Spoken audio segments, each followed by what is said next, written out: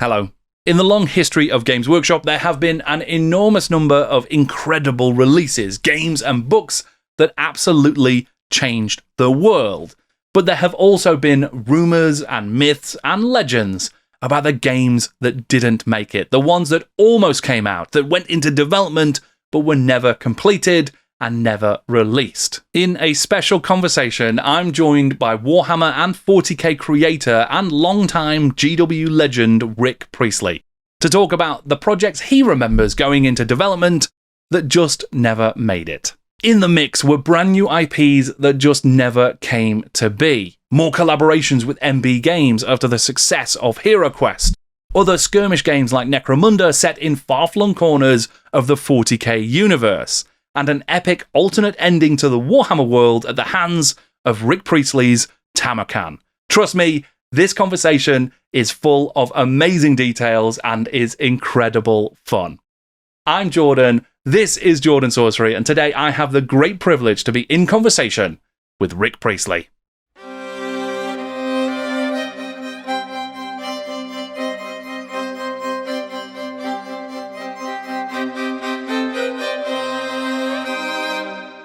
Rick, thank you so much for joining me again. It's great to have you here. It's great to be here, Jordan.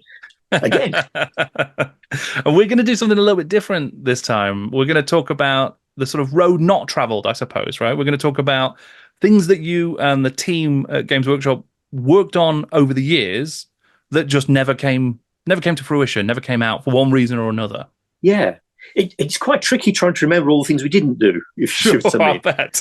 It's the road not travelled. The road occasionally stumbled drunkenly along, where you collapse in a drain, gurgling horribly. Yes, it's an interesting choice of subject, and I think we were discussing earlier before we started recording this. In many ways, it would be great if other people could be here, because invariably we'd remember different things and be able to remind each other. So what I've done is I've made a series of notes. So I do apologise to anyone watching this if I suddenly go wrong, because there's no way I'd remember all this stuff off the top of my head. So I've done that. It's interesting reflecting on all the things we didn't do, or trying to reflect on all the things we didn't do. And as I say, really what you'll get is the things that I remember we didn't do, and or consequently things perhaps me and the team I was associated with didn't do.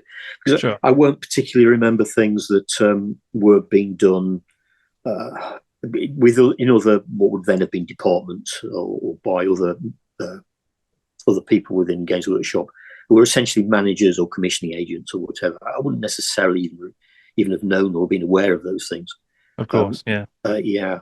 And later on, role-playing was hived off very separately. I kind of moved away from that once we took on the guys from TSR, which I think we've spoken about in the past. Sure. And consequently, there'd be a lot of things that were done for one role-play that never panned out, which I wouldn't have been aware of, or only very vaguely. So with that caveat, Sure, yeah, and it's not an exhaustive list, and it's not all the specific details, but we're just gonna may not even be true. Sure, yeah, unreliable narrator. That's what we're going for. Yes, that's right. But yeah, some of the highlights, I suppose, of the development work that was done, and where things could, I guess, potentially could have gone if things had gone in a different direction. I mean, of course, Games Workshop over the years has tackled many different types of games, gone down many different avenues, grown exponentially over time, and sort of focused in more and more on Warhammer and 40k over that time as well, hasn't it? So that's kind of driven a lot of the decisions, I imagine.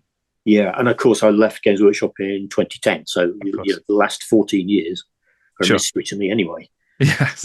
So I'm vaguely aware of what goes on, but I don't pay an awful lot of attention. Sure. Yeah. So one that I've even done a video about it, and we sort of briefly chatted about over some correspondence, was an MB game, and I wondered if we might start there, which was this chariot game, right? Yeah. After we'd done Battle Masters, which must have been in the early 90s, we were still in conversation with Hasbro, Milton Bradley, Right. And whether we did another game or not was kind of being discussed. And with that in mind, we had a proposal worked up by Nigel Stillman for a kind of fantasy chariot race game. And the idea was that you would have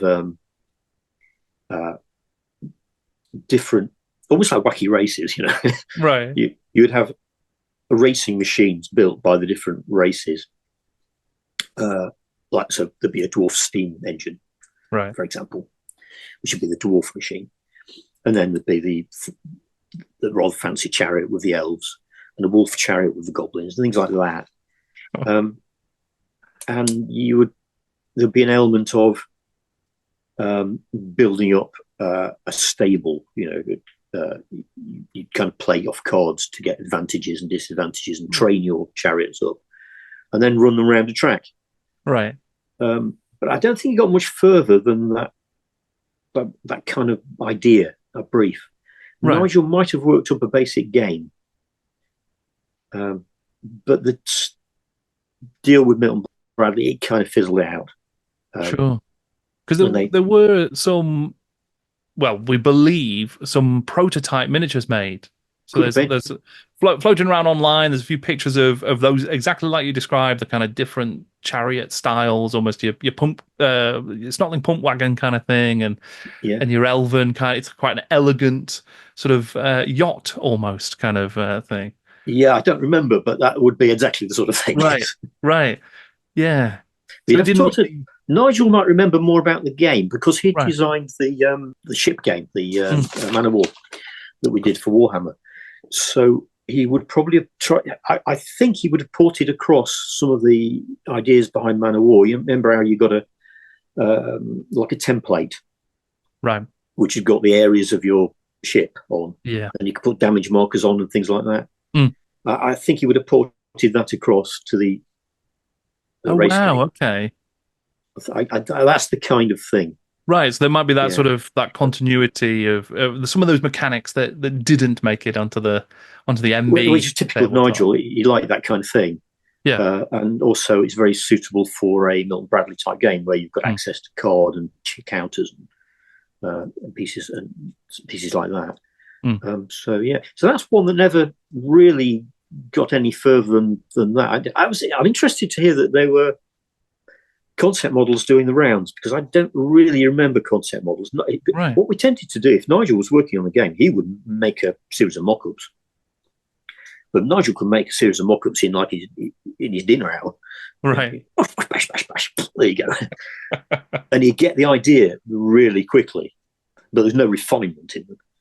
So what I suspect you're talking about are things which somebody would have taken Nigel's concepts or ideas and made a refined version of it. Yeah. So I don't know. What would they be? 28? I suppose they must be. They seem to be, and they're like metal miniatures, and they've got there's a couple of different ones. I think there's maybe 4 or 5 for the different races.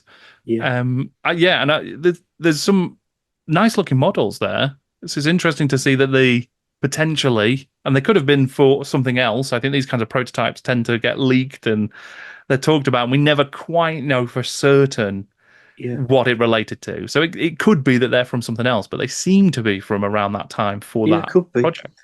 But before, in the earlier 80s, mid-80s, we used to run a chariot race game as a sort of just a bit of fun at our factory get-togethers. Right. And we'd do exactly this. We had a big table, which we made into a chariot arena. And our staff would build machines or chariots to race. Right. And they would be exactly this. And then we'd invite members of the... We'd have a very simple set of rules. And we'd just go, who wants to play? And okay, you can be the elven chariot, you can be the Snotling pump wagon, you can be the dwarf steam machine. Yeah. And we'd run that as a bit of fun for about half an hour, and then have another go, So the idea was embedded. It was something we kind of had done before. Yeah, that was definitely one of the things that kind of got away, and that was Nigel. There was another game that we did,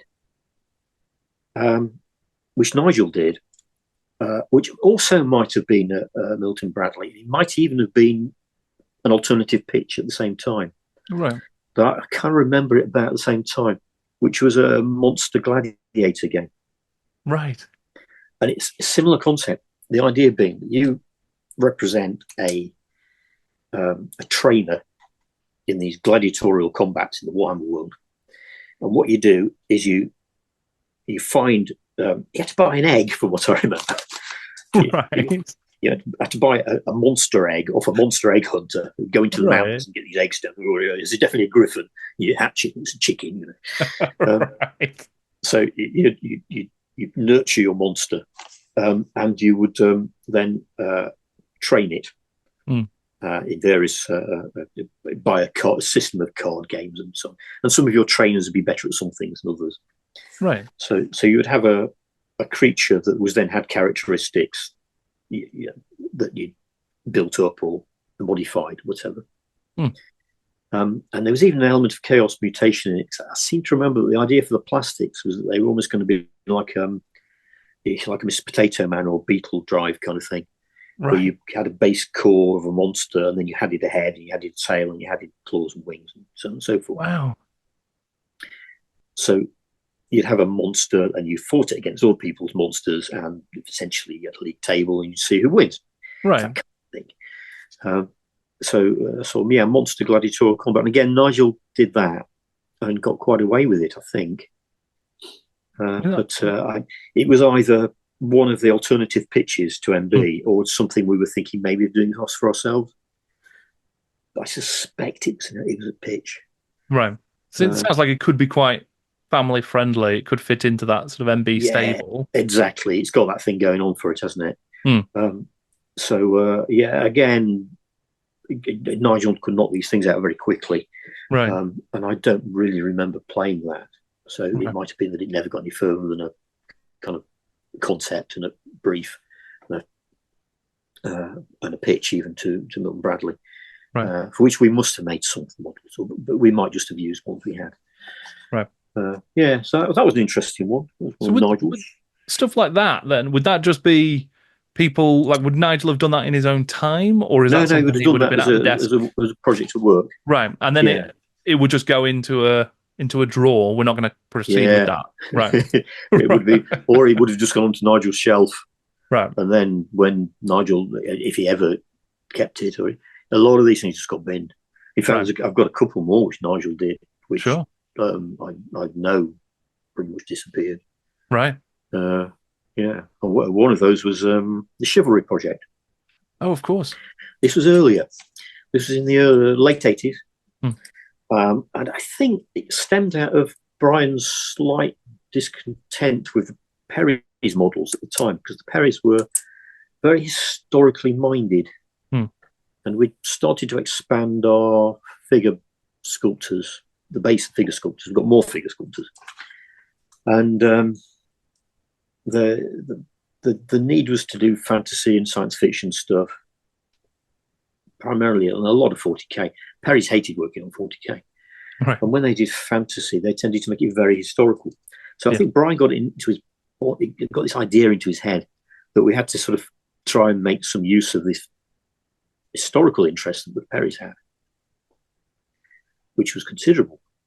And so he came up with the idea of, and it was Brian's idea, that we would create this game based upon dynastic marriages in the 14th century.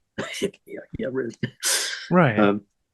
And it would be it was almost like an all-encompassing, almost like a role-playing game, but with different elements. So there'd be an element of building up your family and your dynasty, which was done by cards and marriages and drawing up family trees. And then there'd be an element of warfare, which involved mostly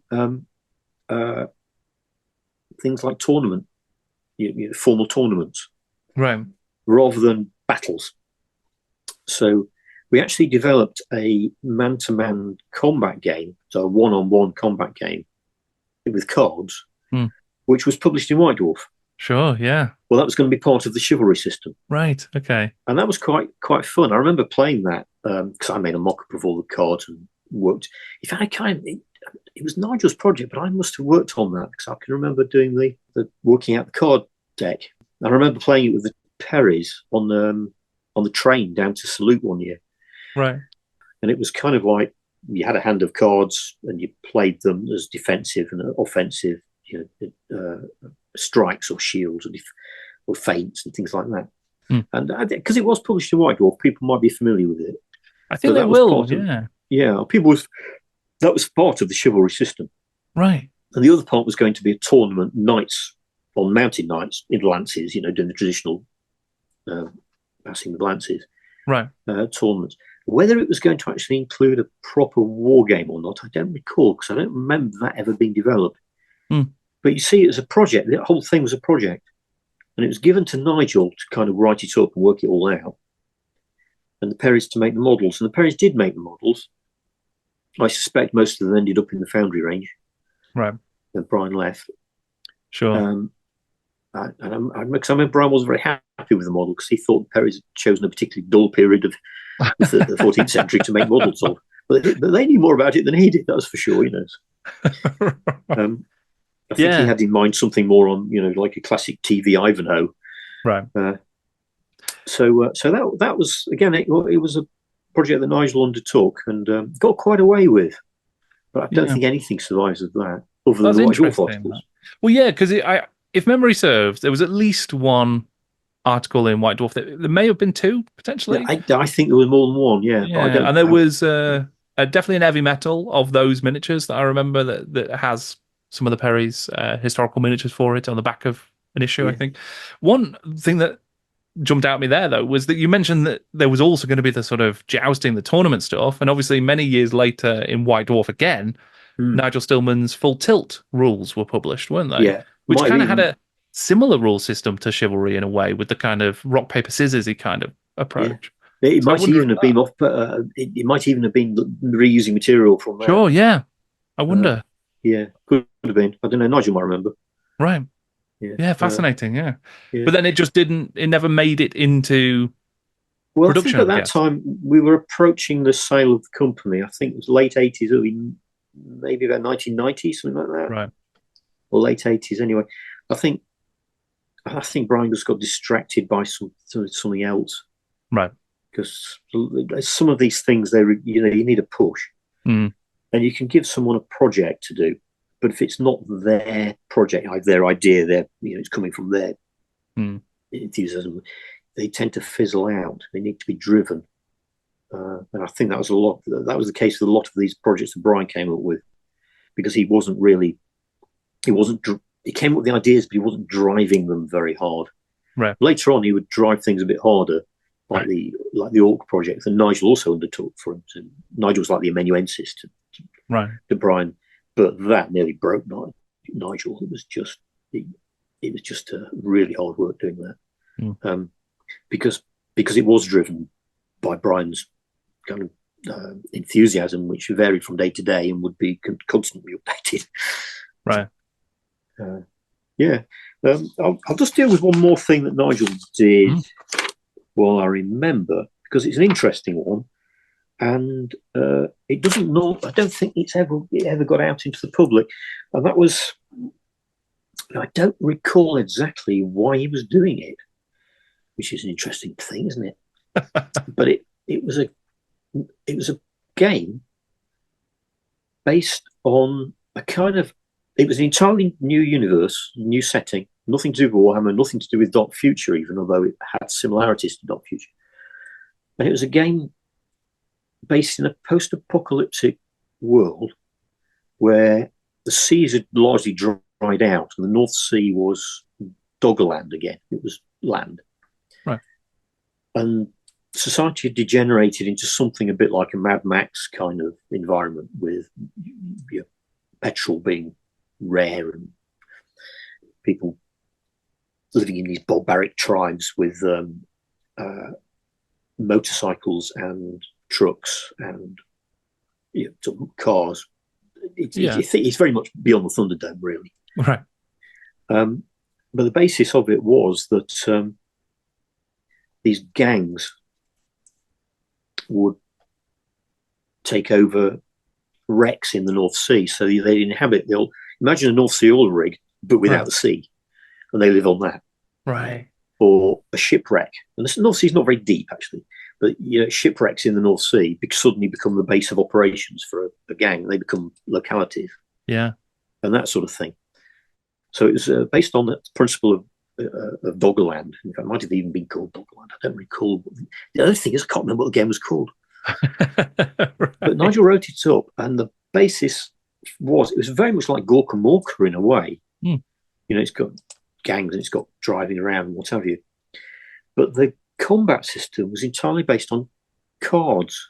So when one bike gang racing along with your it's something like a Humvee or something with a gun on the back, you fire the gun and you draw cards. And Nigel designed the entire system to be onomatopoeic. So when you'd fire the gun, your card would go dagger, dagger, dagger, clang. That's clang would be rebound. Boom, that's hit something. So clanger, clanger, bang, boom, smash, crunch. Right. It's like that. Yeah. If I remember right, the clangs might have been on the defensive hand, so it'd be dagger, dagger, dagger, bang, bang, crunch. That's a really fun idea. It's like because you're recreating the. I mean, and you did sort of see this in Gorka Morka actually, but like the energy of what's happening on the table is kind of being recreated around the table in a way, right? Yeah. It's very Nigel. Yeah. And not a complicated game particularly, but the concept of it was quite cool. Yeah. Nigel wrote it up, and it went into a ring binder. When Nigel left, I rescued the ring binder. So that was the only record of that whole project, was that ring binder. And then when I left Games Workshop, I left it there because it didn't belong to me. Right. So whether someone at Games Workshop found that ring binder and went, well, this is a piece of interesting history, we ought to keep it, or what is this junk, let's throw it away, I suspect the latter. But I don't know. Right. So that one was lost. And it was just literally not untypical.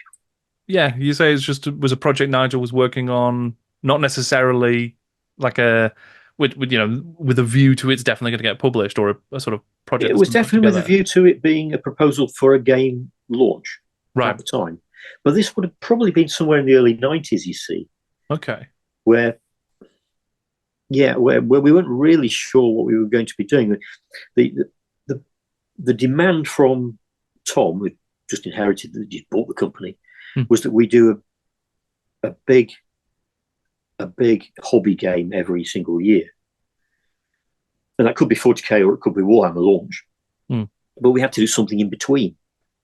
So we had to come up with big hobby games that we could do. And then the idea was we would do a smaller hobby game at Easter. So there was demand, a huge demand for new games, because they saw that as being important.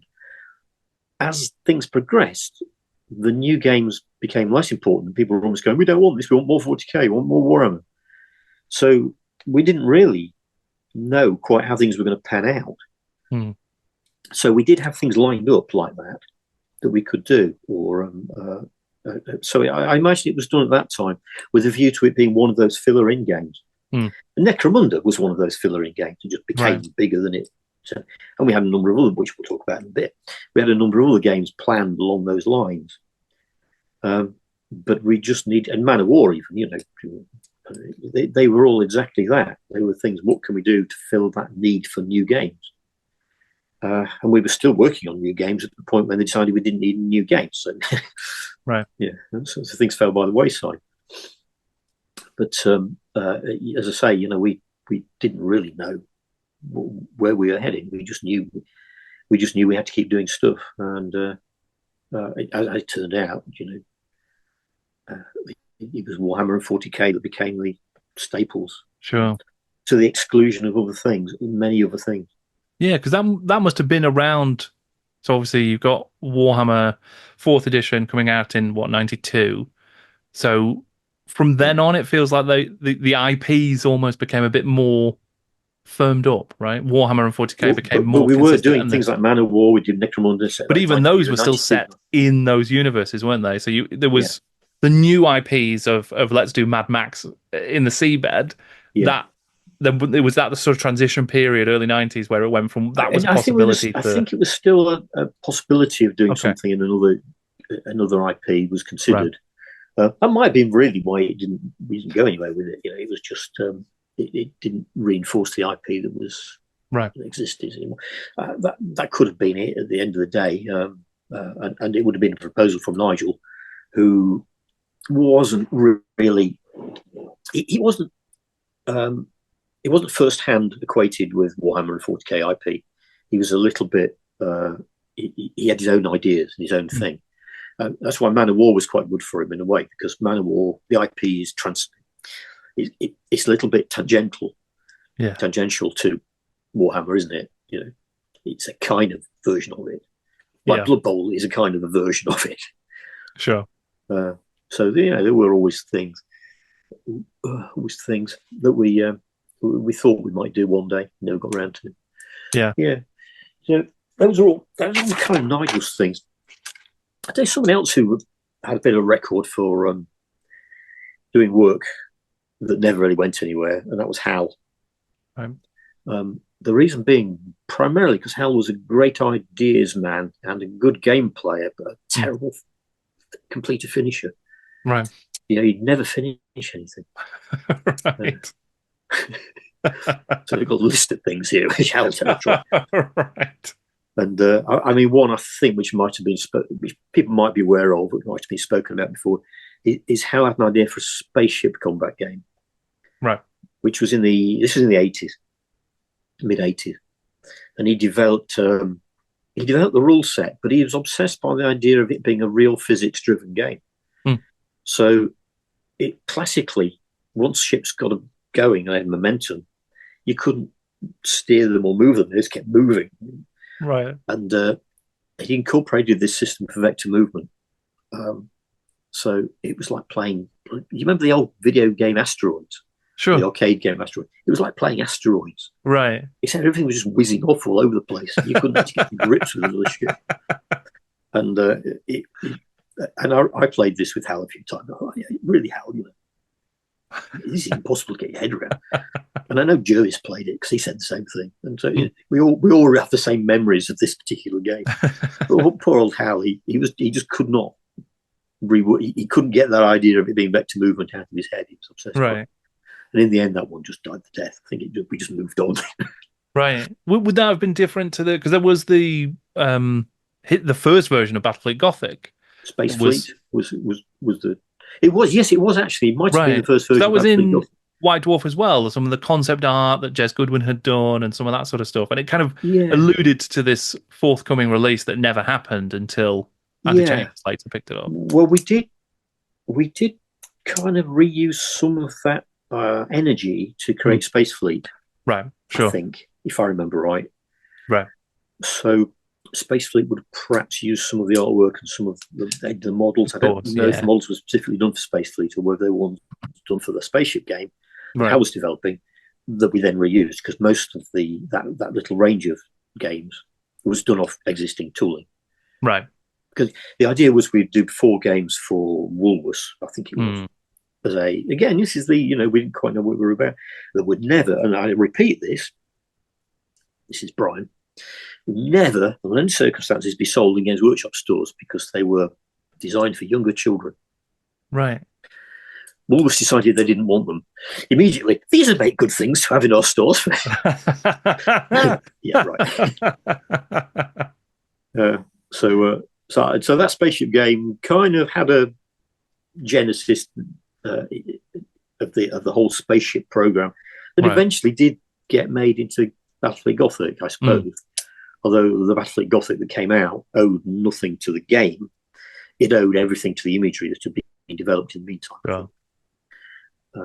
And Games Workshop's largely about imagery, so you can't really, I mean, games come and go. The imagery is fairly consistent. Yeah. Yeah, so that was one of Hal's. Another one of Hal's, I think he did this after the spaceship game, but about the same time, because we were in Enfield Chambers at the time, so it had been late 80s, was the first version of what was then called Epic Warhammer. Right. Which sort of morphed into Warmaster along the way. But it was essentially the micro armor version of Warhammer Fantasy. Right. And again, how develop core game for that? Because the thing I remember about it particularly was the Bretonnian supergun, which is a massive cannon which the Bretonnians have supposedly invented. Right. And it paralleled at the time there was some hoo-ha about the Iraqi supergun that had been developed for Saddam Hussein. Okay. It was a skit on that. Right. But the core game system, it did use bases that were, I think, 40 by 20 mil, as Warmaster did. And I think the idea was that we would originally do models in ranks or files of cavalry in the same way as we did for Warmaster. So that idea did carry on. So I think that idea essentially might have come from Brian, although it was largely inspired by a set of 1/300 scale models that Minifigs did in the early 70s. Oh. Which didn't last very long. Right. They were like little blocks of things made in ranks and files, which I still have a few. Right. So it was reimagining that concept route. And the only thing I remember about it mechanically was how I used different coloured dice for different things, different types of attack, and the dice would all be numbered differently. And I think there were numbers, but it predates. You know how modern games all have these irritating sort of, instead of having numbers on, they all have irritating symbols and things like that. Sure, yeah. Which are in essence just a 1, 2, 3, 4, 5, 6. You know, sure. They're not. They could be done with numbers and charts quite easily. But what Hal had in mind was something more like the old what you call average dice, which is numbered 2, 3, 3, 4, 4, 5. Right. Which you can still buy. So he would have dice with different numbering patterns on that would be different colours that would be used for different things. And that would give you different varieties of attack and defence. Okay. So it might be blue attack, green defence, right. where the attack might be 1, 1, 2, 2, 3, 6, or something. That sort of stuff. Yeah. And that, which was quite clever. Yeah. But at the time, doing different dice was actually still quite difficult. So. Is that just because of the expense for that kind of thing? Yeah, it's because of the expense of it. Right. Well, there were only 2 companies that made dice. Right. And these days, you go to China, and China will make all the dice you want. In those days, the dice all had to be made, I think they were made in Belgium or something. Right. They're quite, proper dice. Yeah. Which would be impact molded and tumbled to get that shiny finish, or whatever. But yeah, very difficult to make those. There were very, very few companies did it. So they generally wanted you to order 1 million at a time when they did. So, right. Same with copper packs, actually. Yeah. So, was that the only reason that project sort of fell by the wayside, though, or was there some other reason that it didn't take? Because epic scale Warhammer feels like a good sell. Yeah, absolutely. Which is why I kind of revisited it years later with Warmaster, and that was boiling all the time. That was always one of those when we do a game into one of these slots that we have to have a brand new game in. Warmaster was always going to be one of those, right? Or Epic Warhammer was always going to be one of those. And I wanted to call it Warmaster because I thought that was a cool name, and I kind of reserved the name Warmaster for it because Milton Bradley wanted to call Battlemasters Warmasters originally, and I said, so they didn't, because I want to use it for that game, but also Warmaster is the title of Horus, right? The Warmaster Horus in the Heresy. Sure. And it's a bit close. So they called it Battlemasters in the end. Right. So, it was always there. Yeah. Never went away, but Hal didn't, when we transitioned from the old studio to the new one at Castle Boulevard, Hal was one of the people that didn't come with us. At that time, we had a night of the long knives with the staff, and the problem was that basically Hal didn't. Hal was very difficult to work. No one would say, "I'll be responsible for Hal." Right. Put it like that. Right. He was an interesting character. But a friend of mine. And because we were good friends, I didn't put my hand up and say I could be his boss, because I knew I couldn't be his boss. Right. Because we were just two good friends. And no one else did either. So he ended up leaving, and he subsequently did a lot of work for Infravision. He worked in the computer games industry. Right. Which was kind of really, I would say he was very well suited to. Yeah. But in fact, he spent some time in America working in California and so on. So he had quite an interesting post-Games Workshop existence. Right. But that's probably why that game just got shelved. Sure, just no one to develop it. No one to do it. And Hal wasn't in a position, even when he was working for us, he wasn't finishing it. He was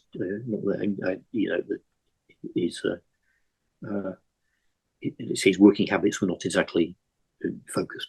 Right. Yeah. So yeah. Anyway, so that was one of Hal's. Another one of Hal, and I think this really does talk about Hal to a T, because he really was a brilliant, imaginative games designer. He just couldn't finish anything. This is a really interesting example, I always think. But at one time we had a license with the BBC. Never have a license with the BBC. They're the hardest people in the world to work with. Right. But we had a license with the BBC to do Doctor Who miniatures, I think, right, and course, games. Yeah. And I think we did make the miniatures. We did make some miniatures for sure. Yeah. But Hal was working on this game for Doctor Who, and he got quite away with it. It was really quite clever. It had a series of boards that were, if I remember right, hexagonal shapes.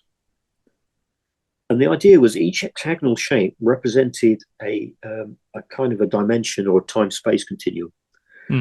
So this might be the realm of the dinosaurs, and this might be the 25th century Mars, and this might be Rome, and this might be different times, different space. And the boards span around each other. Can you imagine hexagons kind of just moving? Yeah. And cleaving to spaces. And as the boards span around each other, you could move from board to board. Right. So you had like a mobile board that constantly changed. Right. Depending on your control of the space-time continuum. That's really cool. Yeah. Really cool. Really cool. And you would be a Time Lord, and you'd be doing this. And I don't know exactly what your idea was. There might have been an overall mission, but not be able to remember the objectives interesting. Although Hal would have very firmly had an objective. That was one of his big things. You have to know how you win. But all I remember is the boards moving around each other, which is just fabulously a clever idea. And that game got shut down because the BBC couldn't. They either couldn't approve it, finalise it, or it could have been the license kind of ran out. Right.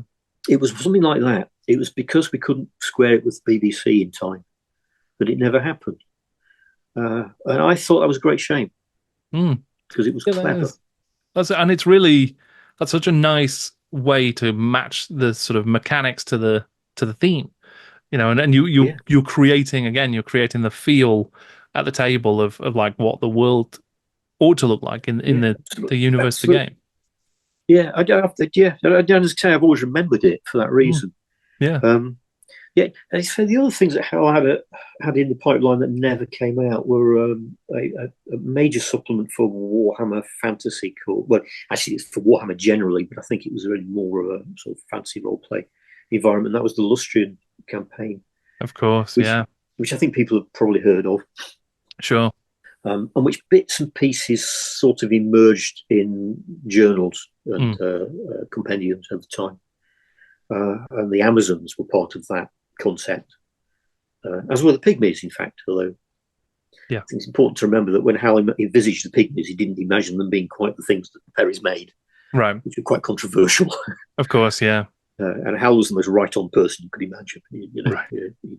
He was variously vegetarian, and he lived in Hyson Green in Nottingham, which was where all the hippies hang out. Right. He was very, very right on. But that was all part of it, all part of that Lustrian sort of concept. But he just never finished it. Bits and pieces made it into the background, not least being the town of Skeggy. Sure. Which is what all of us people in Lincoln call Skegness. And Hal went on a big motorcycle trip around America, and he went down the Pan American Highway and into South America as part of that. Again, part of what he did, he was just always. This is why he often didn't get things finished. He'd go on he'd get money together and then go on a trip. Then he went on a trip out to South America, and because he spent quite a bit of time in various places, and that's why he reused some of the names. I think he used Iquitos as a name in the Warhammer world, right? Because in those days, people were less familiar with the geography of South America, so you could happily do that. And that's one of his inspirations, I think. Yeah, so that never happened, and I think again, it's a shame, but perhaps it was never going to happen. That one. There was also a supplement called Treacher Island. Right. At one stage that was mooted, and I don't remember anything about it other than the name. I don't even remember if that was one of Hal's. It sounds like it should have been. Right. And the fact that it's obviously going to be a skit on Treasure Island also makes me think it's Hal, because he would tend to do things that were skits on things, like Macbeth, a big skit on Macbeth. Because was this one of the? Because there was an extra scenario pack around the second edition that was advertised, or at least mentioned at the back of one of the journals, I think. Yeah. And it alluded to like a pirate themed scenario. Yeah. And I think there might have been different names floating around as well. But the name Hell's Bells and Buckets of Blood, that's the one. Mooted around for something. Yes. But I'm not sure we were allowed to use that. I tried to reuse that for something later on, but it might have been Man of War. Right. It was firmly shouted down. And we called something. You remember Bloodbath at Orcs Drift? Sure. There was when we redid Warhammer as Blackfire Pass. I wanted to call that Bloodbath at Blackfire Pass. Right. As a sort of a nod to that. Yeah. But, people went, Bloodbath, you can't call it Bloodbath. What do you think? Right. People got oversensitive by then. Right. Yeah. And yes, and Hell's Bells and Buckets of Blood might have been a victim of that. Right. Yeah. But Treacher Island, I think, was the name that I remember from. I think it might have been now, but I don't think it was anything other than a concept. Right. Yeah, and those are the sort of things that I remember with Hal. The other ones that's sort of springing to mind when we talk about things we didn't do, and these are more projects than they are games, to be fair. There were a lot of things that Brian came up with. Brian was he never felt limited by the fact that we were a toy soldier company. That was his first passion. I think he was very, very wise at, and he knew the whole industry inside out, really. He was nonetheless interested in other things. I mean, you look at Warhammer books, for example. Yeah, all those original book series. That was all Brian's pushing that. He wanted to do that, and the fact that we did T-shirts and clothing was all Brian. And he had lots of ideas for things we could do. Warhammer Records was another one. That was, again, it was a push from Brian, because he was interested in music and he really liked the idea of being a music publisher without necessarily knowing quite what that involved. In the same way with books, we were an unusual publishing model, both for music and for books. And he had other ideas too, which never quite came to fruition. One of them, which I think has been talked about before, was a paintball. Doing a Games Workshop paintball based on the world of Dark Future. Right. And we sort of got together some paintball guns and some costumes and things like that. I think Andy Jones tells a very good story about how they went to a wood somewhere in Yorkshire to test all this out, dressed in all this sort of combat gear and everything, and found themselves surrounded by the police anti-terrorist squad because somebody had seen all this going on and thought there was a gunfight going on in the woods. Yeah, I think Robin Hughes remembers it well as well. Yeah, I wasn't there, so I can't remember, but I do remember the stories about it. But that came from that. It was from the idea of doing a Games Workshop-based paintball. And we didn't do it in the end. I went on a couple of paintball expeditions just to try it out to see what was involved. I remember I got a particularly good shot on Alan Perry from about 50 yards. It was one of these, and these are the days when paintball guns were quite weedy, really. And I had to use the gun like a mortar, holding it up. And the paintball went, hilarious. But that was one. Another one that Brian kind of came up with, and this was, I remember he talked to me about it and thinking, well, that's never going to happen, but what a great idea. Was a kind of Robot Wars concept. You know the TV program where robots bash each other about and whatever. Sure. Well, essentially it was that. This is in the 80s. Right. And the idea was the robots would bash each other about, but they'd all have electronic components on them that were attached with things you could knock off. So you could knock off the arms, you could knock off the legs, or you could bash into the body and hit a button or something. So they would have a degree of granularity about how they functioned. And I thought that was really clever, but the electronics involved, and bearing in mind you watch that Robots Wars TV program, and they're nowhere near that sophisticated. Sure, yeah. You can just control them and they bash each other. Yeah.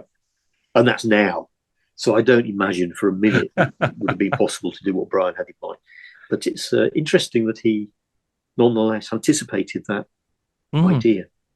I mean, yeah, very interesting to, like, I'm really living up to the kind of Games Workshop name as well, right? Yeah. Of exploring lots of different types of game playing, essentially. Absolutely, yeah. There would have been other things. I'm sure Brian would have about a dozen ideas like that, which we've all forgotten. But I do remember that one because I just thought it was so entertaining. Yeah. The other thing which Brian came up with and which he drove would be the original Necromunda project. Now, typically with Brian, because he was never focused on he didn't write anything. He would just kind of brief things, usually verbally through a dictaphone, which can be a bit rambly. And he would talk to people and say, well, it'd be cool to do this, it'd be cool to do that. And then he'd let them get on with it. And to some extent, you can't work a project like that. You have to be behind it every single day, really pushing it. And this is why a lot of the things that were Brian projects were quite hard to work on. And I think because there was no writer creative behind the original Necromunda, it didn't really get anywhere. There's lots and lots of imagery because he would talk to John Blanche and John Blanche would talk to other people and the imagery would gel. And it was kind of killer clowns from outer space meets all sorts of wild punks. It was quite crazy. And Brian would have an idea about what these were and what their relationships were, and they'd be quite sophisticated relationships because that's generally what Brian would perceive them to be. If you look at all of his Orcs projects, there's 3 Orcs books, like War of the Orcs, and so I can't do this. Yeah. They're all really quite the relationships between all the Orcs and all the clans and other societies of humans. They're all really quite complicated and sophisticated. Yeah. Well, it would have been a similar thing for the original Necromunda gangs. There would have been very sophisticated relationships with each other and these crazy images, but there was no game behind it. Right. But Brian had the idea of using his original Laserbird system, which he asked me to write up, which I did, and I wrote it up, and it was published in White Dwarf. Sure. This is as Confrontation. As Confrontation. Yeah. As Confrontation. But that was going to be the rule system for what became Necromunda, but I think it was called Confrontation at the time, but the Necromunda was the background to it. Of course, yeah. yeah, so there's that. That didn't really go anywhere other than that White Dwarf article. And I have to say, the game system is typically Brian, very, very complicated, sophisticated, and mathematical. And I simplified it slightly by taking out some of the fractions of time. It's a system where you've got kind of like phased turns. So you do things, it would take a quarter of a turn or half a turn or so. Except Brian had worked in thirds of turns and quarters, so you were working twelfths, which is bizarre. And I don't think people actually ever played it like that. Because I remember speaking to Andy Jones, who's a big Laserburn fan, and saying to him, "I don't understand how you play this game. It's like it's just so complicated to work out." And he said, "Oh, we never did that." I think what people did was they played a version of the game. Sure. And again, so that never really happened, but a lot of the material that was done for it was then later recycled into Necromunda. Right. But I lost a lot of that kind of wild, crazy stuff because I reimagined Necromunda really as a Wild West game. Right. It's a Wild West skirmish game in space. That's what Necromunda is. Sure. I kind of piggybacked off some of the enthusiasm and some of the work that had been done, but I essentially reimagined it. So the original concept, the original game with all of those weird, crazy things did disappear. And pretty shame in a way, because the concepts for the models were brilliant, but as I say, Brian just wasn't up to producing it as a game, and there was no one really who could take it on and do that. In many ways, at Games Workshop, it was always easier to do models and artwork, particularly artwork, because John Blanche was very attuned to that kind of imagery than it was to actually get the writing done, because the writing was quite hard to get your head around if it was somebody else's idea for something half crazy, which is why the Orc projects were so hard. In fact, I ended up stepping. I think I did freebooters. Couldn't let Nigel near it, poor lad. Right. Yeah, that's why I finished it. In fact, I finished Realm of Chaos too. Another Brian project. Right. Yeah. In fact, actually, that's another. Yeah, that is another one. It's perhaps worth mentioning, because Brian did the original Realm of Chaos. Now, he did write a manuscript for that. The original Realm of Chaos. It was not the one that got published. Right. But the very original one, which was designed for the first edition of Warhammer. Right. Yes. So there was a manuscript for it. It was written in green felt pen, and it lived in my drawer for many years. Would this have been? This is when it was still a single volume covering everything. Yeah, Chaos, yeah, right? Single volume. And me and Tony Ackland had it largely pasted up. I had the D1. It was still essentially, it had all the material in from the all the random generation stuff that's in Realm of Chaos has published, was more or less in this game, because that was Brian's thing. If you look at any Brian project, it's full of random generation. So the Orc stuff, random generation, loads of it. And this Realm of Chaos, endless random generation. And my original Rogue Trader book, the first 40k, has got quite a lot of random generation in it, and that's because Brian insisted I put lots of random generation in it. Right. And that's when those things got gradually elbowed aside. But that's very typical Brian. He liked that randomness because to him the game was generating a narrative and a character and creating episodes, right, and interactions. It wasn't about winning. It wasn't about playing a war game to win. It wasn't about having an equal force against an equal force and fighting. Brian hated that. No interest in that kind of game at all, and actively discouraged it. In fact, right. Yeah, but there you go. Yeah, so I mean, yeah, it's just intrigued. That's such an interesting perspective, given that obviously it's almost closer to the role-playing game side of things that sort of was inspiring things early on. It came from even though, yeah, it is. But it was largely finished, as I remember, and lots of really beautiful artwork in. Much of what got reused, which got reused. Those tables all got given to the teams that then got to work on the Slaves to Darkness, and they did make use of them. I bitterly remember having to produce those original D1000 charts because at the time we were using a simple word processor. It was a rank Xerox 860 word processor. So essentially a glorified typewriter to do all those D1000 charts.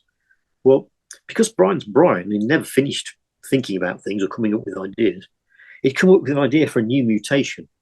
Once you'd finished the table, you've done a D1000 chart, and he's come up with a new mutation. The mutation begins with M. So you now have to find space in the middle and then rewrite the entire chart.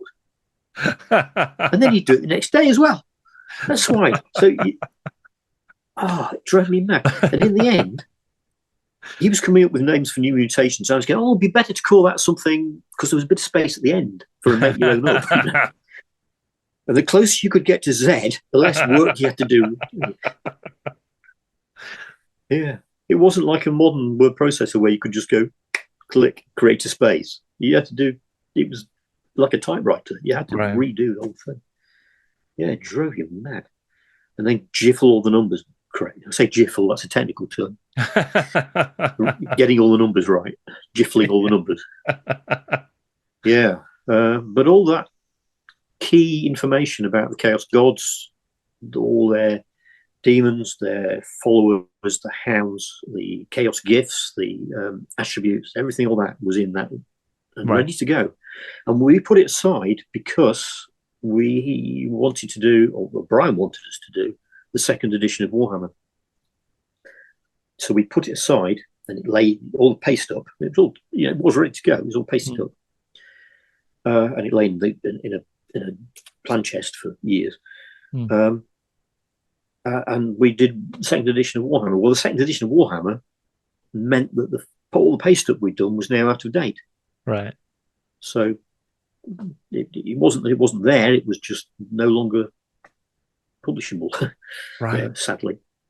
And then that got given at some stage to the teams who then worked on Slaves to Darkness. Yeah. But it was definitely one of those.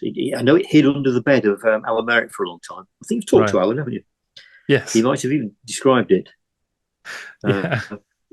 Because it was such a big project to try and tackle and rework. Brian project. Right. The reason I didn't do them. Yeah. He was just a very difficult man to work for. Lovely man. Genius in his way. But if something was his project, you were in for a tough time because you couldn't, getting your head around what he was telling you was one thing, but it changing on the fly constantly made it just really tricky. Yeah. It was one of the reasons why Rogue Trader got done in the end, because it was something I just got left to do on my own. Brian wasn't interested in it because he was convinced it was not commercial. Right. So the lack of interest in anyone else doing it was the thing that allowed me to do it. Right. Funny that, isn't it? And it's gone on to become the thing it has. Yeah. Yeah. I was listening to Breaking in Britain yesterday. There was a question about Warhammer 40k in it on Radio 4. But wow. Fancy that. What a strange world we live in. Fantastic. Yeah. There's a few other things that we kind of never did. And one of them was that original Rogue Trader game, which I took to Games Workshop back in the day. So this is the spaceships battle. Yeah, it's a spaceships battle game. And ironically, I've just got to do a new spaceships game.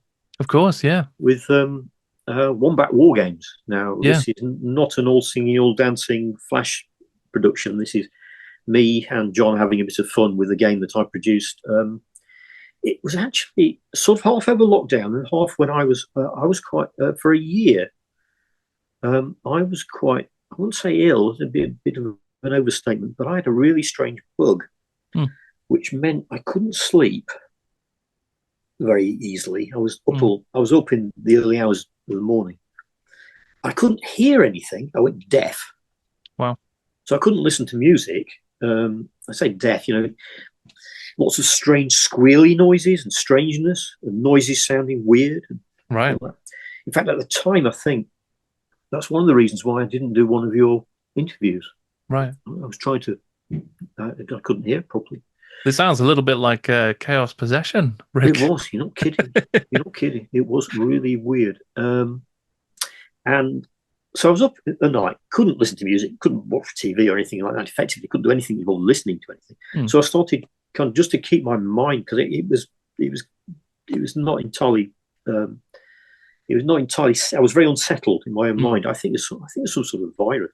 They thought I had. I went to the doctors, and then subsequently went to the hospital, and they put me through all sorts of things, including one of those big scanners that make horrible noises and all sorts of things. Oh.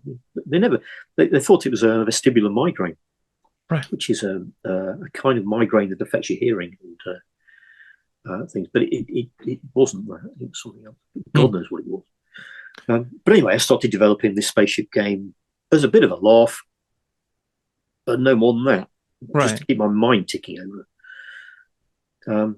And it was quite fun. Quite enjoyable sort of little process. And I had this idea for doing a 3-dimensional, Hal's vector movement. My thing was this 3-dimensional game. So it's based on a 13 by 13 grid. The idea being that it's 6 above, 6 below, 6 to the left, 6 to the right. Okay. So you can have a spaceship on this grid, and you can put a dice on to represent height, and you can put a dice on to represent depth. DC. That's cool. It's a cool idea, like Hal's vector movement.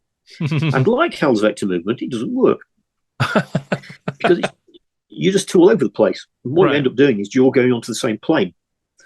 So I developed the game, and the core game system itself is using cards, because I thought, well, I'd got a pack of cards. So rather than using dice, I used cards to develop the game.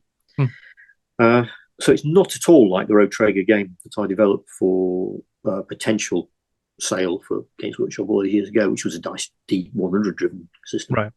Very conventional. So it's not at all like that. But I did have some of the original spaceships that I made for the Rogue Trader game. Right. That were molded as test pieces by Games Workshop, but which were either broken or damaged in the mold. And consequently, in fact, at the time, Brian more or less said to me, "You've made these far too delicate, Priestley. Go and remake them." Right. So I did remake them, and the remade versions were sold by Citadel. And they're part of the C43 range, I think. And I do have some of those models that I made back in the day. But they're much bigger and chunkier.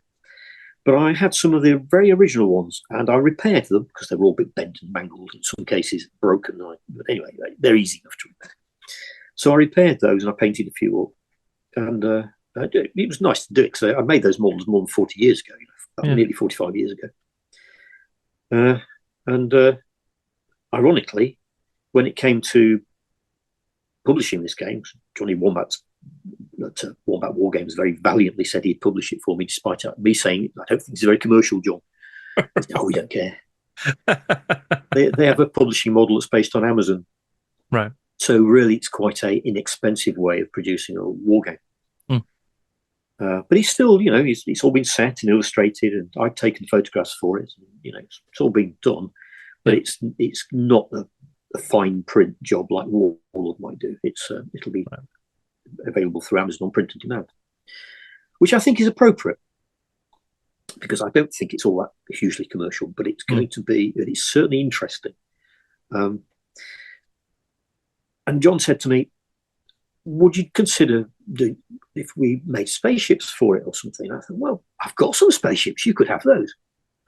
So basically, yes, I dug out my original masters and I made them castable again and sent them to him, and they're going to be produced from Ralph Europe. Wow, that's great. Yeah. So like cool. There's a real, not just a sort of spiritual successor to the game that didn't happen, but yeah, that's great. Come round. It's a full circle. Yeah. And then, of course, once I'd done the game, John Wombat, War Games stuff, a bit fame, said to me, "Oh, it's an interesting game. There's no background to it. How do you imagine the background? I didn't really imagine their background. It's just a game. And he said, well, it would be great if there was a background. So I wrote a background for it. Right. So I started to develop background on a sort of there's these guys and these guys and these guys. They're different and they're interesting. One is kind of like it's called the Spectral Fleet. It's like a race of people trapped in the warp in hyperspace, right? Who periodically reappear and disappear in real space-time. So they act like a kind of Flying Dutchman ghost ship. So you've almost got like Space Undead, but it's done on a very scientific basis. It's quite a scientific game. It's more like Star Trek than it is 40k. Right. But it's got that element to it. But of course, we haven't got ships for those, so I'll have to make some now. So I started making more spaceships. So it's got me making spaceships again. That's great. Yeah, and that'll be available in December 2024. Right. And it's just called Rick Priestley's Space Battles, right? Space Battles, a Spacefarer's Guide. Right. Okay. Yeah. Again, John was, what's it called? It's got some fancy name. I just call it Space Battles. I'm a bit like that. Just call it what it is. And I couldn't find any other game called Space Battles, a Spacefarer's Guide, as a tabletop war game. I think there's a video game or something called Space Battles. Right. But I think that's why I wanted to particularly call it a Spacefarer's Guide afterwards. Right. Yeah. In fact, I'm going to just started a new blog, which I haven't put anything on yet, so it's not worth looking at. I've done a space battles blog. Oh, fantastic! Well, I can link that down below in the description as well, and people can take a look at that. Yeah, or yes, you certainly can. As I say, I haven't actually put anything on it yet. It's just a title. Sure, when it gets populated, yeah. I'm holding back because John at One War Games, he wants to put the first level of announcement and the first updates and things like that. Say updates, we're going to do extra stuff, extra bits and bobs, as well as how-to articles and things like that. He wants to put them onto his war games, onto his site first. Sure. And do the announcement and marketing that way. So I respect that. Yeah, that makes sense. So there's that. The other thing I started and never finished was a dwarf supplement for Warhammer 2nd Edition. Right. Which was going to be a bit like Bloodbath: A Dog's Drift, but for dwarfs, and it was going to be a source book. In many ways, something like the dwarf book that appeared for Warhammer 3rd Edition. 4th Edition, I mean. Right. Yes, 4th Edition. Army's book. Yeah, the Army book. Right. And I reused some of the material I did for it in that dwarf book, including the lexicon of dwarf words and dwarf language. Right. One of the things I worked out was the dwarf language, and other things I worked out were the settlement patterns and things like that, and that got incorporated into roleplay in the actual core book. So all of that was coming together as early as 2nd Edition, then? It was a supplement for 2nd Edition, so it would have been, second going on 3rd, because I think I remember doing it in the offices at Eastwood, so it would be before we moved into the Enfield Chambers studio. So 84, 85, that sort of time. Yeah. I think 3rd edition was 87 or 86. Right. So it would have been just before then. Yeah. That's probably why it never got published as well. I got distracted in doing other things, role play amongst them, in fact. Yeah. But that was a again, that sort of thing did happen. You never throw anything away. If you had an idea for something and it started out and it never got anywhere, you'd file it away and reuse it. Yeah. Yeah. So that was one of those. What else got done? Ooh. I think I've just about covered everything there. Everything I can remember that was worthy of supplement, apart from, there were, I was saying that we had to do these games to fill in the spaces. Sure. Of which Necromunda was one, Man of War was one, Gorka Morka was one, and so on. In 92, as I say, there was this desire that we would be doing a major hobby game every year that would have a massive range with it, and a lesser hobby game which have a small range, bespoke range in Easter. In addition, board games as well. You know, the actual expectancy was we'd be really piling out the games. Yeah. We're realizing that it would be impossible to keep coming up with new games every time as a concept. I came up with the idea of doing a range of detailed 40k games that were basically skirmish systems based in a particular environment within the 40k universe that would allow us to explore one concept. And it wouldn't involve Space Marines necessarily, or Orcs necessarily, or everything necessarily, or even the Imperium in a big way, but would explore a world. And so it'd give you a window into a detail of that environment. Necromunda is the example. So Necromunda, as envisaged in the original game, was set in a capsular universe, effectively, Wild West in space. And it didn't impinge upon the Imperium particularly. It used some of the same themes and ideas, and it was a world within the Imperium. But there was no sense in which it was going to involve Orcs or Space Marines. Sure. Because as soon as we did it, it was this, oh, where was the Orcs? Where's the Space Marines? And it got compromised. In my opinion, that was a bad idea. Right. Because what that does is then takes away from the capsular concept. Because we had other things lined up. Gorkamorka is the same thing. It's a capsular concept. Yeah. Within that world. And the other things we had lined up were an Eldar Craft World that had gone feral. Right. I don't know if you remember a game called Metamorphosis Alpha. Sure. TSR game. I think that was a similar concept. You got like a colony ship that had gone feral. The people on it had gone wild and it turned into tribes and things like that. And right. Mutants. Well, and the idea was we take that concept and it apply it to a craft world. So this particular craft world, the various Eldar factions are developed in their own ways and become rivals. And you'd build it up. It'd be a bit like Orkamorka, or it'd be a bit like Necromunda, but it would explore the whole civilization of the Eldar from a point of view of a race that had kind of gone off on its own a little bit, which would be interesting. Be an interesting thing to do. Yeah. And Jez would have been a prime mover on that one. He would have been really interesting to work with because he always thought from the point of view of the background, which a lot of Perry's never did, but Jez always did. Right. That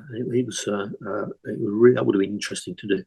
And the other one which got mentioned in the similar kind of vein was the Night Worlds. I think that was more of an epic concept, really, that there were going to be these worlds settled by Eldar that had kind of like I don't know, it was almost like dinosaurs and machines on.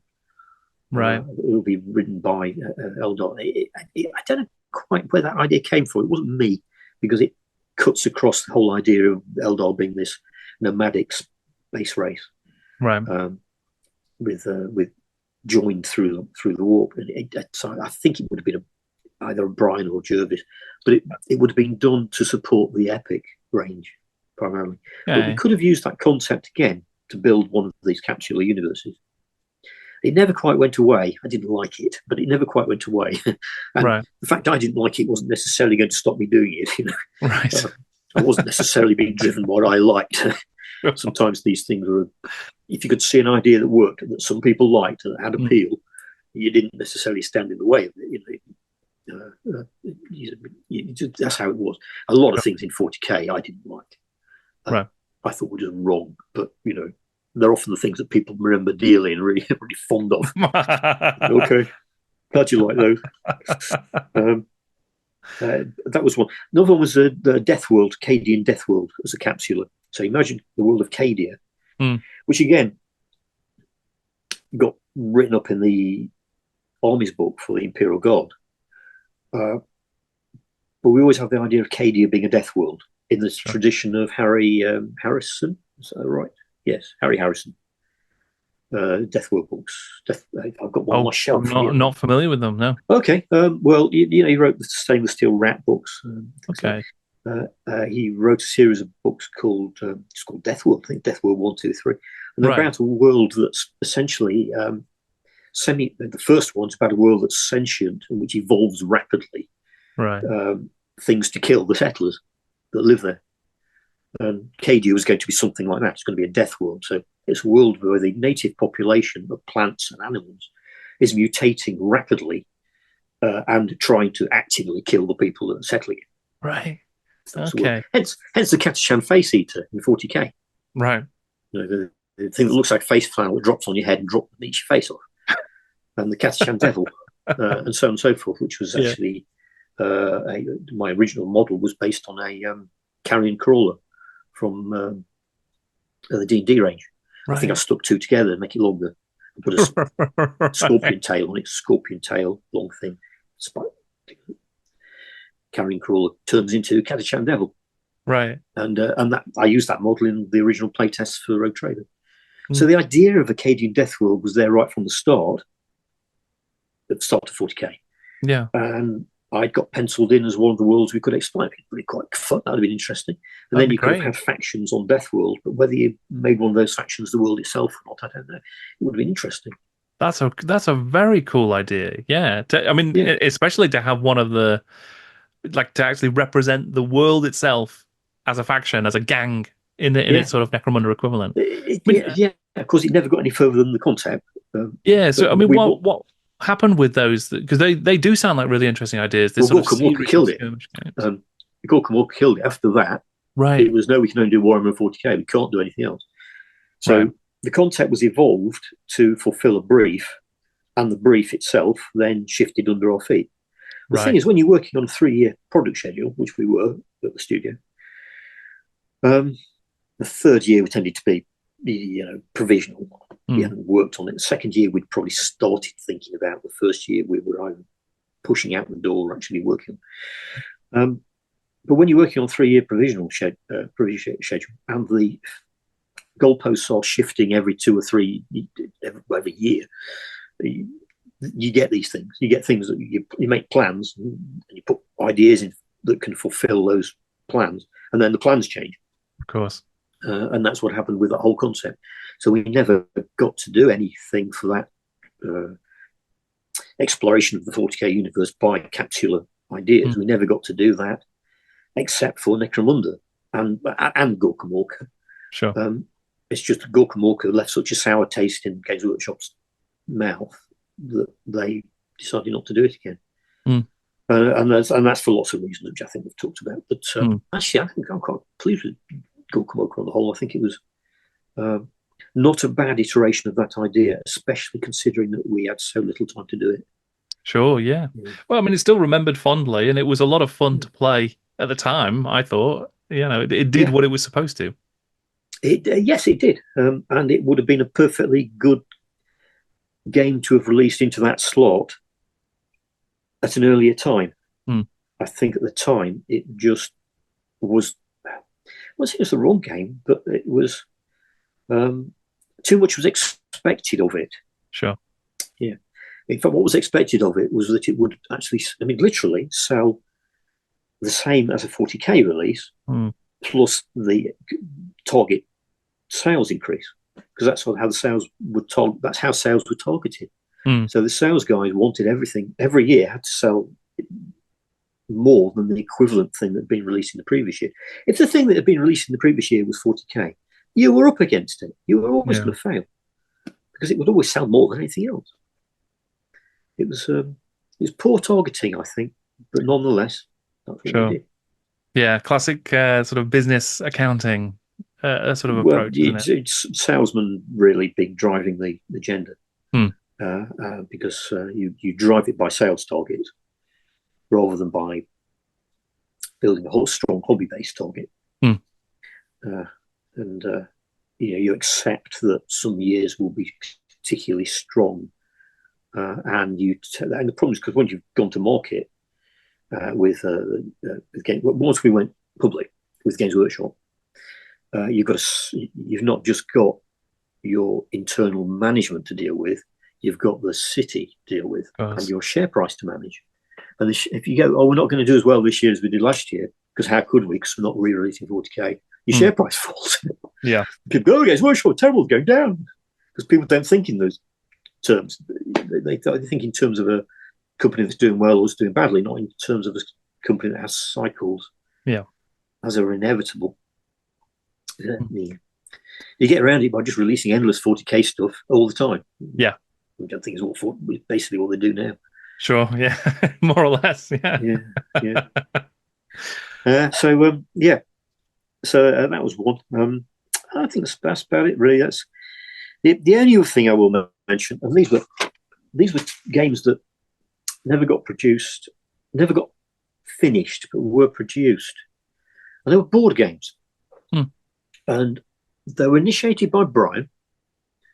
And the idea is that these were board games that we were going to sell in a supermarket or a toy shop environment again. And they exploited the fact that Wayne England had this beautiful, very, very whimsical drawing style. And they were going to be board games based on classic board games like one was Stratego, based on Stratego, which is also known as L'Attaque. Right. I don't know if you know it. I've heard of Stratego. I've never played it though. Yeah. Okay. Well, Stratego, you both sides have you have a board bit like a chessboard, and you have armies which are lined up on the chessboard, but they're made of cards, and the cards face you. So the enemy can't see what your pieces are, but you know what your pieces are. Right. And your pieces have a value, and most of the values are a number. But sometimes some of the things, like a sapper, will always destroy mines. Right. Otherwise, the mines destroy everything. So you have to try and figure out where the mines are with your low value units. But you're putting your low value units in front to find the mines means they just get killed by the other guy's high value, and so on and so forth. So it's it's a very clever game. It's very fun. It's good fun, but it's it's chess like. Sure. It's not really a game. It's not a war game. It's a very primitive one in the way chess is. And we did that, and then there was a snakes and ladders game, which was just beautiful. I mean, just beautifully illustrated, and with it was wondrous, glowing jewel-like artwork. But it was snakes and ladders. And then there's another one called the Great Race Game. And Great Race Game was one we invented. I think Andy Jones might have invented it, but it was just essentially a race game. It was nothing complicated. But it had cards and all these characters, these whimsical characters like Mr. Tumshin, his airship. Right. It was remarkable, really. Vaguely based on Around the World in 80 Days. Right. So you'd have your character, which would be on a standee, would be like a balloon, or it would be an airship, or it would be something crazy. And none of this had anything to do with Warhammer. They were always fairy tale kind of creations. Right. And as I say, the artwork was absolutely beautiful. And I know some of the artwork ended up in private collections because it got given away by Wayne. But I don't have any. I wish I did. Some of it just disappeared, actually. Rather, I think it got nicked because it was so lovely. The whole range was going to be called Wayne England's. I don't know quite why it never got done. I think the concept just faded out. We decided we weren't going to try and go into that market. Right. And it was one of Brian's, so it might have just disappeared when he disappeared, with no one to really push at it. But the artwork was beautiful. And the thing I remember most about it was going to be called Wayne England's something. So Wayne England's The Great Race. Right. Wayne England's Snakes and Ladders. But we couldn't call Stratego. So Wayne came up with this idea that we'd call it Offensive, because it's about two sides fighting each other. So it's offensive. So I said, Wayne, the title will be Wayne England's Offensive. We can't call it that. And hence I remember it. And they faded into the ether. And if you ever get a chance, if you ever interview anyone from Games Workshop who might possibly have some of the artwork, get them to dig it out, because it was fantastic. Yeah, I can imagine. I mean, Wayne England's work is so good. So to give him... This was beautiful. It was him at his best, because it was just utterly whimsical. They could have been the illustrations in a very nicely illustrated children's book. It's essentially what they were, the children's illustrations, really. But something else. Do you know Tim Pollard? Sure, yeah. Tim Pollard will have some. Right. I'm pretty sure Tim's got some. Yeah, he's sort of become the custodian of a lot of classic GW art, hasn't he? That's because he was their landlord for a while and they used to pay him in artwork. Right. Yeah, he has. And he appreciates it too. But I bet he's got some of it. Yeah. And that's Amazing. kind of all things I remember. Anything else that you think the world knows about and I've forgotten? Well, there was a couple I was going to briefly ask you about. One was of course Tamurkhan. So that was a project that happened quite late in your time with GW, and I know you were working on that and sort of putting that together. And I think you've talked about some of that before, but I was just curious if there were any other thoughts about where that could have gone when it was under your stewardship. The idea originally was I was given a brief. Another classic case of giving one brief and then it shifting under my feet. I was given a brief really to reimagine the Warhammer world. Reimagine the Warhammer world with a view to relaunching Warhammer. So that was the brief I worked to. As I was working to it, I think a lot of other people were working not to do it, right. If you know what I mean.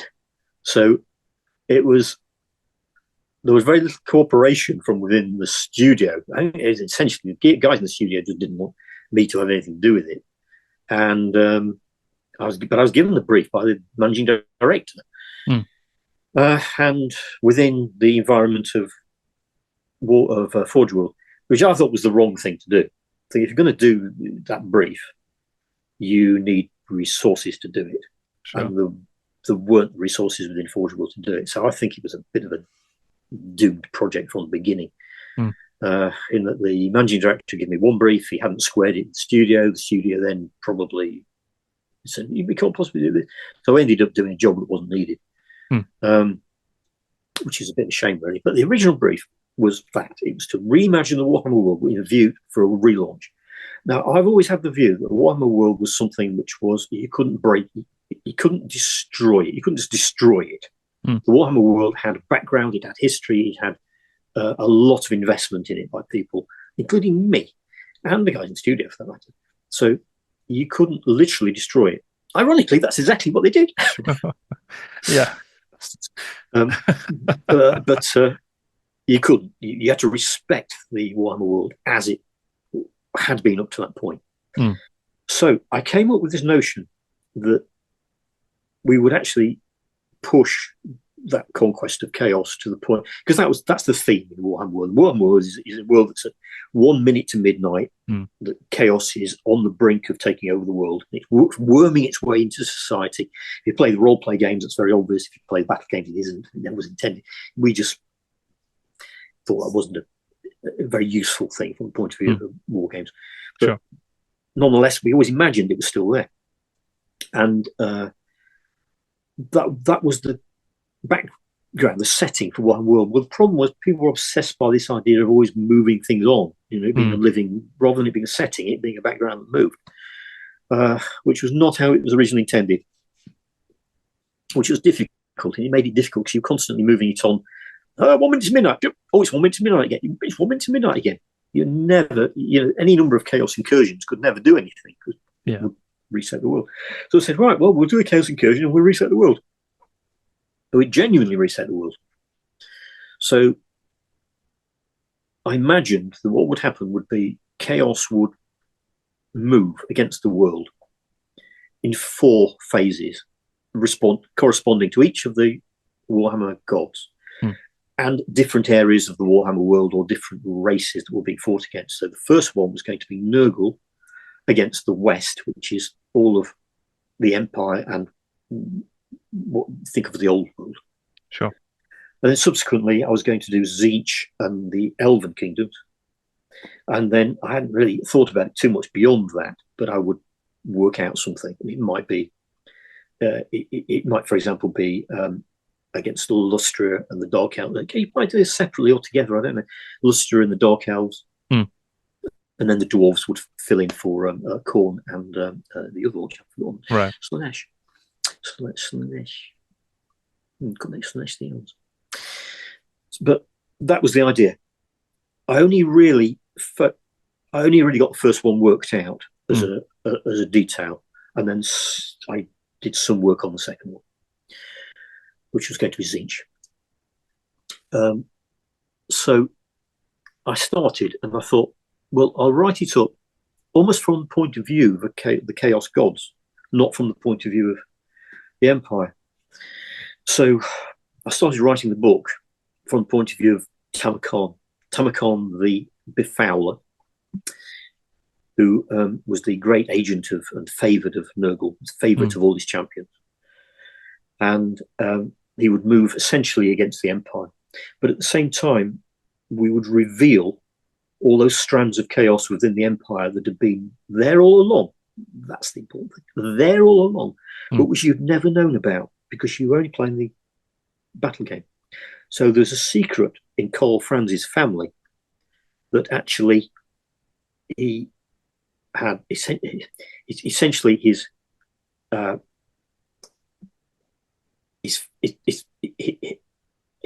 had remarried a changeling, a chaos changeling, and that his son, who we don't really hear much about, but I kind of invented for the purpose, is half demon. So the heir to the throne is half demon, but he's also a son. He's also human. That's it. And in the backstory, this half demonic, but not knowing it, Empire prince had been captured by orcs and taken off to Tsar Nagrund by the Chaos Dwarf. He'd be sold as a slave, taken by the slavers. And Tsar Nagrund, in the Chaos Dwarves, had recognised his latent magical ability in this slave and had trained him as a sorcerer. But he kind of knows he's human and part of the Empire, and all that. He escapes on a winged dragon.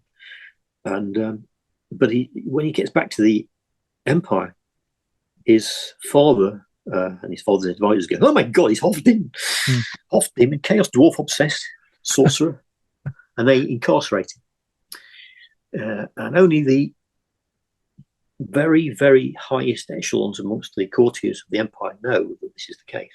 And it's a secret that this guy's there.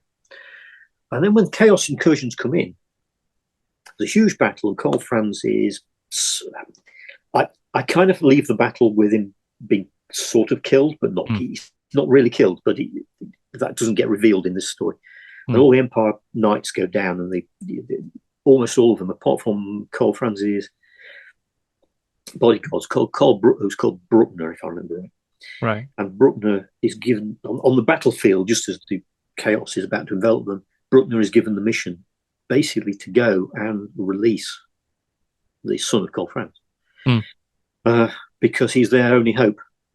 It's fight fire with fire, and that's sort of the thing. That's how it works out. Sure. And I leave the story at the point where the armies have clashed and chaos has overwhelmed most of the Empire, but the Empire hasn't been completely destroyed. And meanwhile, in Marienburg, the crazed inventor Vanderpoop has invented both a flying machine and he's converted all the ships from the Marienburg port, which has been destroyed by the chaos incursion of the Befouler. Basically, the entire Reich turns to excrement, which is a very nurgly touch. So he pulls all these ships out of the harbour, gives them a bit of a wash, presumably, and because there are demons coming out of this mess, and he takes all the steam engines that he'd put into this windmills of Marienburg, because he's under a somewhat dubious contract. He converted all the windmills in Marienburg to steam power, thus earning the Marienburg Steam Company vast amounts of money, into which all the burghers of Marienburg had invested, thus proving them to be very wise rulers indeed. That's the gag. But all these steam engines get put in the ships, and the ships get sent off to fight against chaos. And I leave it at the point where the fleet the fleet of Marienburg is just clashing, and I was going to pick it up in the next story. But that's kind of that was the first kind of iteration of Marienburg. But the idea then was that the next one, which was going to be Tzeentch, and then you reveal that Tzeentch has actually been watching this and has been secretly manipulating this process. Right. So although the son of the emperor is called Luitpold. He's actually he's half Tzeentch demon. So you see then that you think that Tamurkhan is the most powerful of all of the favoured champions of chaos, but then you learn that actually he's just been manipulated by the Tzeentch champion, his brother. In fact, they're all full brothers. Yeah, so that's kind of it. So I never got to do it, and the result would have been that the world would have been remade in the eyes of chaos. So we'd still been an empire, but the empire would have been a tainted empire, a dark empire, if you like, of which the classic empire imagery and everything would be a strand. It would be still be part of it. Right. The Sigmar himself is a chaos god. So would you have seen like resistance still, and you could still fight the battles as the good guys, for instance, in this. Well, there never were any good guys. That's the slightly gooder guys of. They're all horrible. Yeah, so I would have done it like that. Yeah, you'd have found room for all of the existing model ranges and all of the existing armies, but sure. It would have been a revision of the background in quite a major way. Yeah. You can see why people thought, "Oh, that's a bit too much." Well, it's an epic story. Destroying the world's worse. Yeah.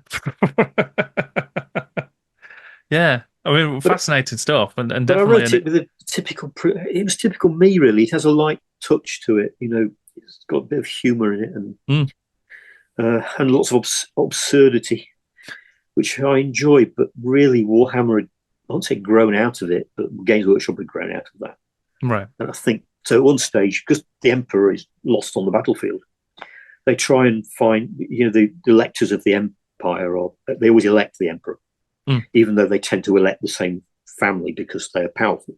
But nonetheless, they have to elect a new emperor, but none of the electors are there. They're all dead. They're all died on this battlefield or missing. So the electors include the religious figures as well. And they figure out that the only eligible elector is the halfling. So they elect the halfling, but they don't have any choice in that. So they elect the halfling as emperor. And he's a vegetable retailer, wholesaler, very much popular. But he suddenly finds himself in charge of the empire. And I write it from his point of view. And it's funny, but it's also it shows you just how, when it comes down to it, he can do that job. And then he gets introduced to Luitpold, the emperor's son, comes along, and he says, "Oh, thank goodness for that. I don't have to be empire anymore. This is your crown." Sort of thing. So he's not emperor for good. He's only emperor in a momentary way. But I think this frightened the idea of having a halfling emperor. I think frightened the staff, frightened the guys in the studio. What's Rick doing? It's a gag. Yeah. So that would have been cool. I would have enjoyed doing that. But that was not to be. I'm quite proud of Tamurkhan. I think, unfortunately, what got published wasn't what I wrote. But nonetheless, it was the first time I'd sat down and written something that was essentially a work of fiction, because it was a book. Sure. For because I couldn't do anything else. I was commissioning all the models for it, and I think it got released as something called a Marienburg steam tank model. The Marienburg class landship. Yeah, that the forgeable one. Yes, that was actually one just on the shelf behind me. In the that was the model that Tim Adcock made. Right. Because I couldn't access any of the designers. I had to commission all the stuff from out of house. This, despite the fact that Tom Kirby, the managing director, And I said it was actually I can't remember, it was a meeting or it might have been a board meeting. Hmm. I said to him, you keep saying that Games Workshop makes the best miniatures in the world. It's not really true, is it? I mean, look at all what Britons make and what these what are they called? There's a Russian company that make the most beautiful pieces.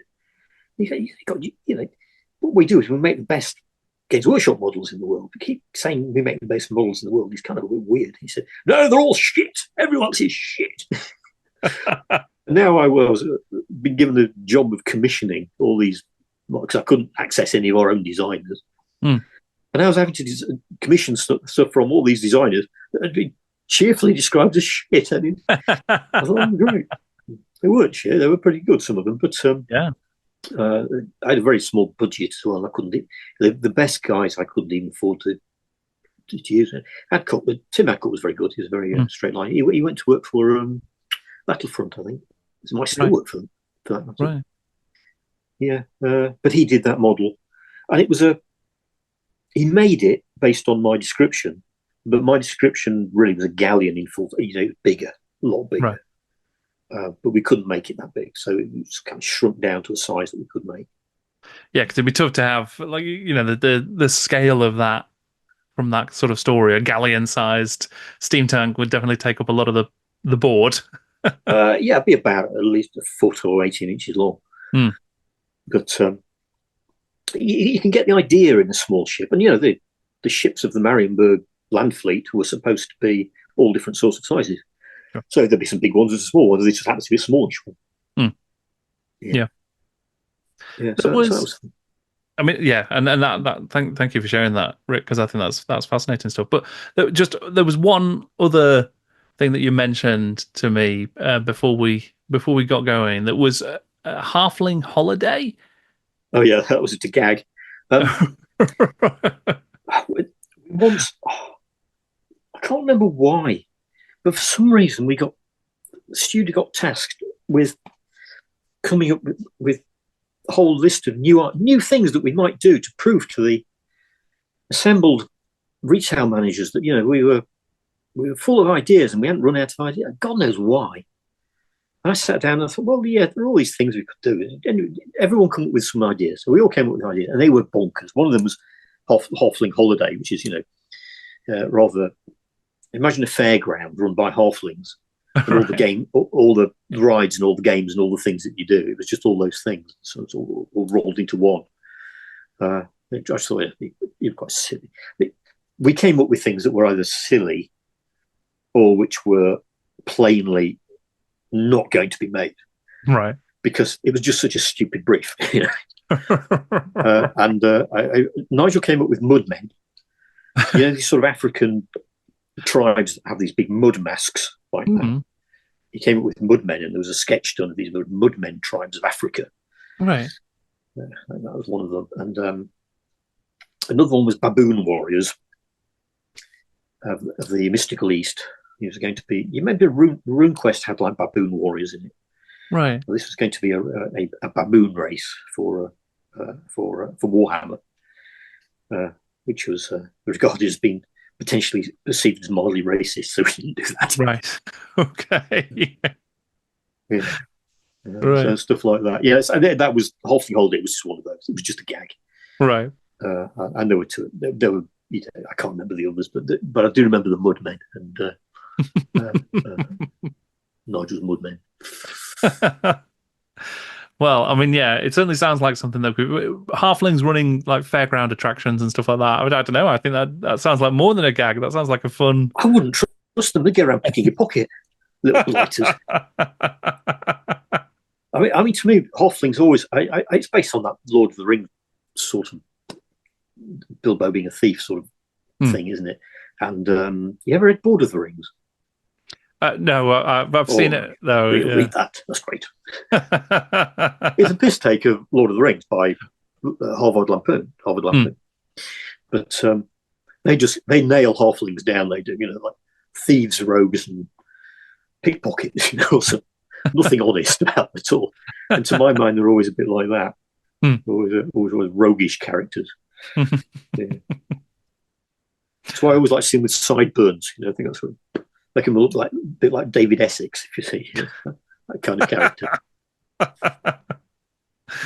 Fantastic. Well, Rick, I have had so much fun, and it's been such a great chat, and just hearing some of those, the incredible creativity and the number of different ideas and things that were worked on that could have happened. Yeah. Even I'm sure there were many more. I can imagine. The things that spring to mind. Yeah. And it would have been nice to be able to sort of continue doing to projects like that, but at the end of the day, Games Workshop shifted under our feet, and it became what it became. And we all, I don't think any of us minded. I mean, bearing in mind we started in this industry on the basis that we couldn't do anything else, and it was a living. I don't think we minded it being successful, and enabled us to all continue to work and enjoy what we were doing. So you can't regret these things. And then when I left Games Workshop, I could have done anything, and I kind of fell in with Warlord and did a few things with them, and with Lucid Eye, with those guys, and did the Red Book of the Alpha King game, which was interesting again. And in all those cases, really, I was working within a brief to some extent. So it's not a bad thing. Sometimes you're just left to your own devices, and you come with lots of mad stuff. Yeah, and I think as fun as it is to sort of explore the kind of the things that didn't happen, and sort of spend a moment to sort of enjoy those, and it is fun. You don't want to forget all of the amazing stuff that did get released, and all of the awesome projects that were realized. Yeah, I think the best of it is what came out, and to some extent, and a lot of those things that I've talked about there did happen later on. They just got updated. Sure. In the context of the commercial environment at the time. I mean, if you look at Warmaster, for example, the original models that were done as test pieces, which we might even have done some when Hal was working on the game. Right. They were 8 mil. They were epic size, so they were 8 mil, rather than 10, 12 mil. Which is what the actual final thing was. So along the way, it changed size. Yeah. Incredible. But yes, right. Thank you so much, Rick, for taking the time. It's been really fun. You're welcome. And nice to see you again, Jordan. And I hope everything's all right with you. Snowing here. Indeed, it's snowing here as well. Yeah, we've got the first snow of the year, so enjoying that as well. Mid-November. It's very unusual. Thank you so much, Rick, for joining me. That was just such a fun conversation. So great to chat about those projects that just didn't come to be, the road not travelled, and what could have happened if things had gone a little bit differently. Terrific fun. I'm really, really grateful. You can find out more about Rick Priestley's space battle games from Wombat War Games via the links in the description below. You'll also find a link to my Patreon, which you can join for free to get access to weekly quizzes and newsletters, and where you can pledge support for my work investigating and reporting on the history of Games Workshop and other tabletop games, and interviewing the people who made them. It is enormously helpful, and I'm very grateful for any support that you can offer, so thank you so much. Over on podcast platforms, you can listen to all of my interviews. Just search for In Conversation with Jordan Sorcery. You'll also be able to find the GW Films Club and the GW Books Club podcasts as well. We're on pretty much every single platform. Thank you once again to Rick. Thank you for joining us. I'm Jordan, and this is Jordan Sorcery.